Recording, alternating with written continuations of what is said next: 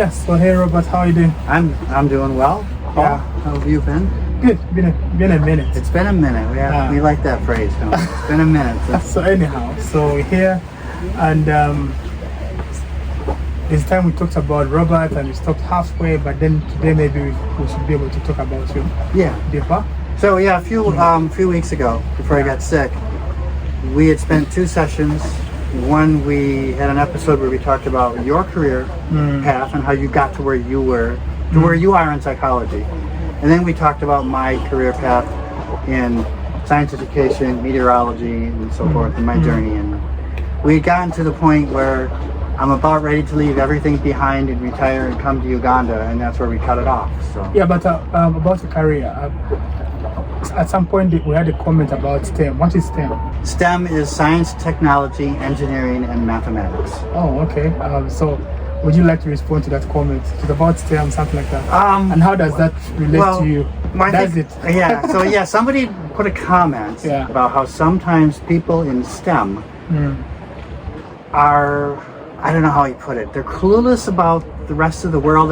They think that just because they're smart in science, or they're smart in engineering, or they're smart in math, that means they're smart in everything else. And he was commenting about how many of these smart scientists are actually dumb when it comes to the practical world. Now, I can kind of say that without creating stereotypes, there is some level of truth to this, that sometimes what happens is people who live in academic environments create this ivory tower that cuts themselves off from the rest of the world and shelters them from the rest of the world. And they often don't know how to function outside of that academic environment. And that's actually one of the maybe problems I have, one of the issues that I have as well, because I've been in the academic world my entire life. I mean, so I graduated high school, I went right to college, and then I went back, got a second undergraduate degree in meteorology. First one was in communications, second one was in meteorology. Then I went and got a master's degree, then I got a PhD, and I taught in the university for 8 years, and then I did research for like 17 years in the university. I retired from my job at the university, and I'm doing my own business now, but all of my projects are evaluation projects related to STEM education projects, where I'm assessing and evaluating various science, technology, engineering, and mathematics education programs. But these are all programs that are taking place within the university environment. So I've never actually in my entire life ever broken out of the academic environment, and I don't really know how to function or to make money outside of the academic environment. You know? There's a theory, I'll call it a theory or a concept, where you say someone is street smart, someone is academic smart. So there are people who are very good in academics, but then they're not good in the outside, in the world, in the practical world. There are people who are not good in academics and they're street smart. Eventually they get the guys who you find out doing well in tech, who are doing well in business, and they're becoming millionaires because they're street smart. Then the academically smart people, they end up in employment and salary and what. So is that? So I think I have a variation. I've heard a variation of that where there's a quote that says, "Those who can do, those who can't teach." So I don't know if that's quite true, but that's kind of the joke or the stereotype that I sometimes hear, that those who don't have the practical skills oftentimes go into the university to teach people how to do things, and then somebody else takes what they say and puts them into practice. But those who are teaching don't necessarily know how to put them into practice. I don't want to say that's a universal truth. I think that there's some truth to it. There's some truth to it. So I know there's going to be some academic person out there who's going to be totally offended by what I'm saying. Are you offended by what you're saying? I'm not.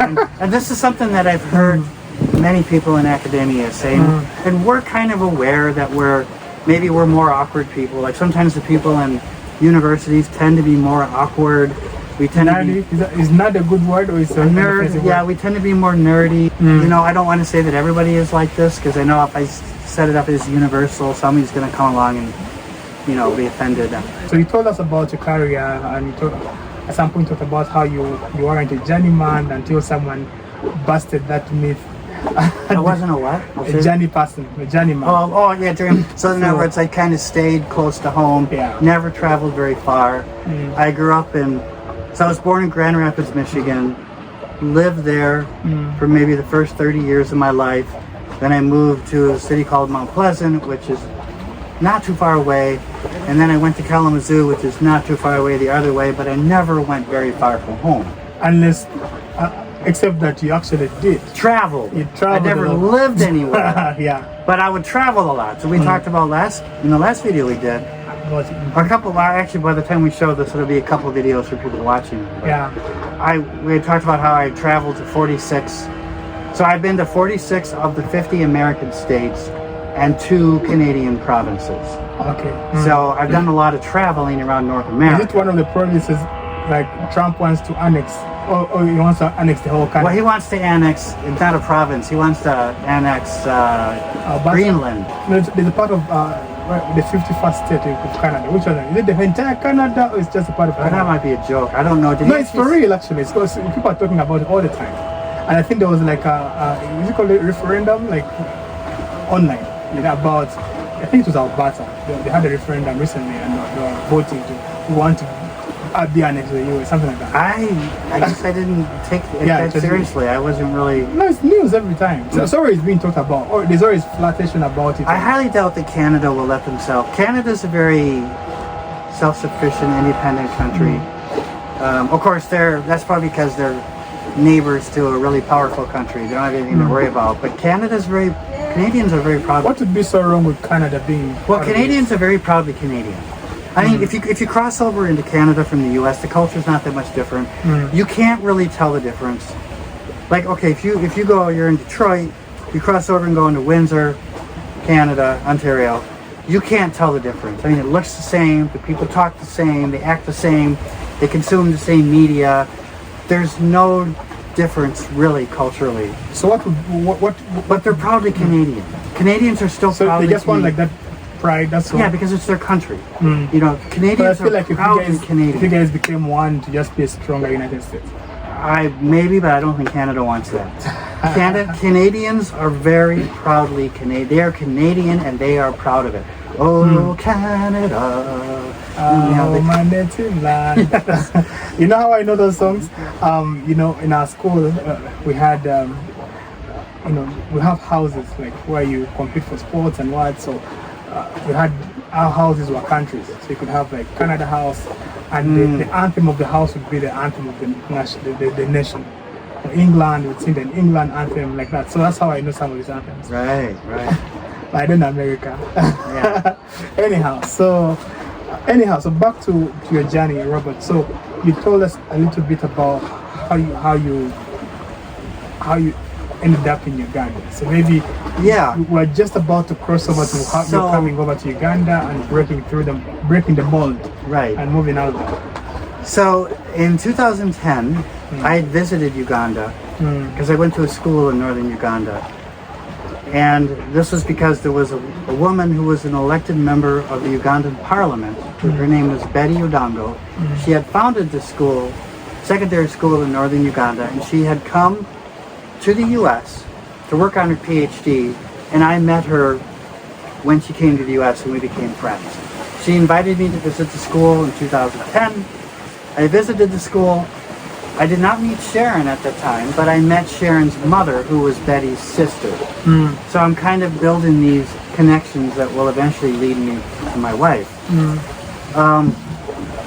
Eventually, though, through the course of time, I connected with my wife, and this was after, so when Sharon and I really started to come together and take an interest in each other was in 2021.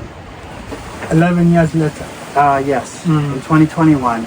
Sharon and I were interacting just kind of casually.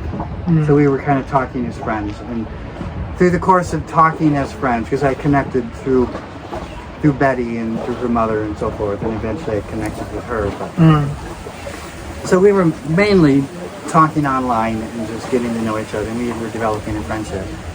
But in the course of time, I'm kind of like thinking, this is kind of the woman that I've been looking for. And then Sharon read my book, because I'd also written a book about my experiences in Uganda. 10 days? Yeah, it's 10 days. Get it on Amazon for anybody interested. Yeah.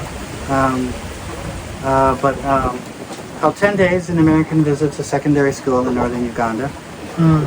And Sharon read my book, and she actually kind of fell in love with me through the book because she saw in me a person that she was looking for. As we kept talking, getting to know each other, we fell in love.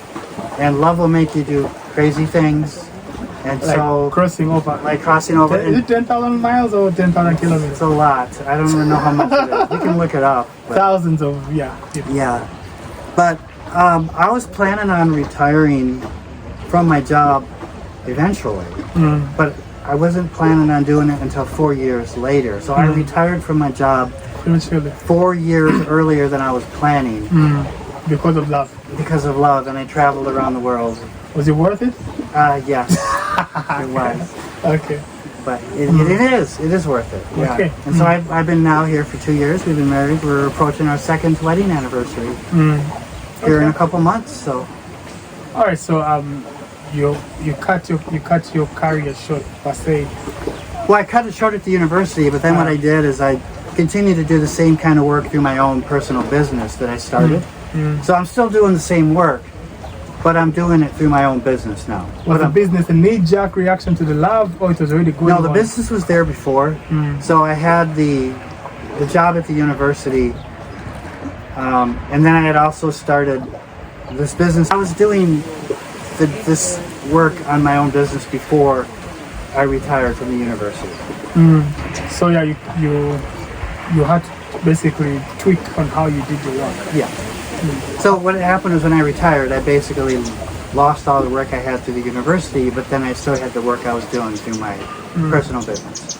And my work is mostly remote, which is how I'm able to do, why I'm able to do this stuff while I'm living in Uganda. These are all American projects, but most of the work I do is remote. So it's all done online. It's all, so it gives you the liberty to live in a different place and still nothing, it's not affected. So yeah, so none of the work I do is in Uganda. It's all with American universities. I have an American business with an American address. I work with Americans, and there are times when they need you physically. So there are multiple people that are working on these projects. It doesn't have to be me that goes, because there's 4 or 5, 6 of us that are working on this project. Somebody else can go. It doesn't have to be me that goes. So you just make sure that somebody goes. It doesn't have to be me. All right. So how do you find it now? How do you find this life here, working here remotely? You know. I mean, I think it's going well. I mean, I'm running my own business and bringing in my own projects and bringing in my own money. And that's what all of us want. Like even now, I'd like to be like, but that's why I can do my own work. Yeah. But as I've talked about several videos ago, because of what's going on with the Trump administration, with all the budget cuts, the federal funding, because all of my projects are federally funded, it has impacted me, and it has negatively impacted me, and it does kind of threaten my livelihood, and I have lost some money because of this. So right now it's a bit of a struggle until things stabilize, and I'm not really sure what the outcome of this is going to be. Have you thought about doing similar work within Uganda? So yeah, but I would have to have connections. I mean, you and I tried to do something. I feel like your skills are transferring even here. Yeah. So I mean, we tried to do a project. Like we tried to set something up with a cooperative kind of project between professors at Macquarie University here in Uganda and Western Michigan University back in the United States, and there was some kind of miscommunications, odd expectations, and they all kind of fell apart. But I'm open to the option. It's just a matter of how to make it happen. Okay. We tried it. You and I tried it, and it just we haven't quite figured out how to make that happen yet. Yeah, we shall see how it goes. Yeah, because I am open to those options, as you know. So. All right. But yeah, so I'm here, married to my wife Sharon.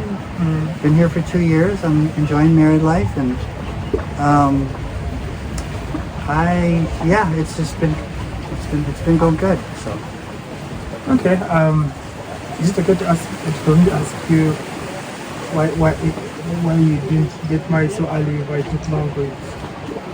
We could talk about that maybe. I think it was. No, if it's anywhere awkward, no, it's not awkward.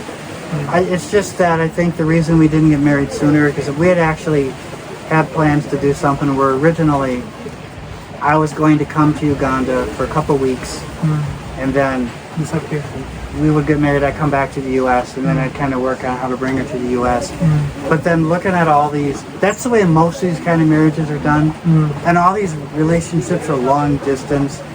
And a lot of times I look at these long distance relationships as being very disastrous and very frustrating for people because they're apart. They're not really getting to know each other. They're not really building those relationships. And one of the things I noticed, a lot of long distance relationships I know about, they drag on for year after year after year, and they never figure out how to get it to work.